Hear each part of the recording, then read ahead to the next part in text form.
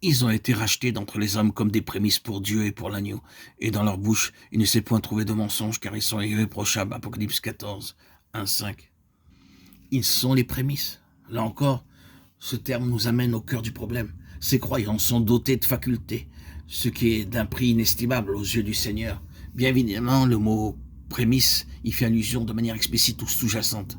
Ce qui vient en premier est toujours déterminant. C'est un principe de la parole de Dieu que la première mention d'une vérité renferme toujours en elle-même tout ce qui en découlera par la suite.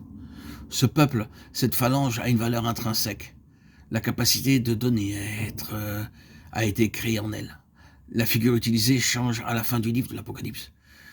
Et à la cité du trône même sort ce qui est destiné à la guérison des nations. Les nations bénéficient de ce qui provient de cette partie centrale. Ces valeurs intrinsèques peuvent se reproduire indéfiniment au profit d'un plus grand nombre de personnes qui résident au cœur de la cité. Les prémices, oh oui, ils ne sont pas les seuls à en faire partie, mais ils sont les premiers à posséder ces valeurs qu'ils détiennent en faveur des autres. Ce pouvoir de transmission s'exerce grâce à cette faculté engendrée dans la souffrance. N'est-ce pas conforme au principe que nous venons d'évoquer? La plupart d'entre vous savent fort bien, votre propre expérience étant là pour en témoigner, que si vous avez été en mesure d'aider une personne, c'est parce que vous avez traversé une épreuve qui a créé en vous la capacité de le faire. Il ne s'agit pas d'une simple transmission d'informations. Cette capacité-là provient de ce que Dieu a forgé par l'expérience au plus profond de votre être, et de surcroît par une expérience douloureuse. C'est de cette manière-là que ces individus ont acquis le droit de gouverner en premier.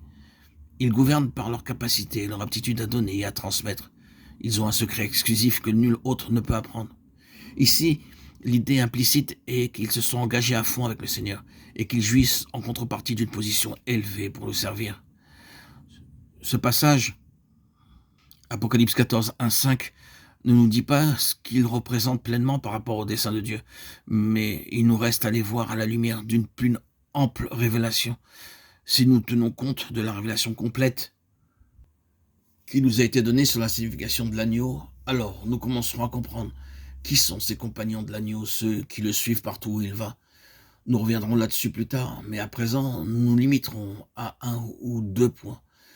Ces gens font avant tout le plaisir de Dieu d'une manière toute particulière. Ce qui compte plus que tout, c'est que Dieu soit satisfait. Ils ont offert à Dieu l'héritage qu'ils cherchent dans les saints. Ils ont répondu aux exigences de Dieu, et ceci a du poids.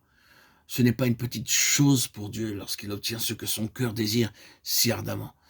Dieu est comblé. Voilà ce que représentent vraiment ces gens-là.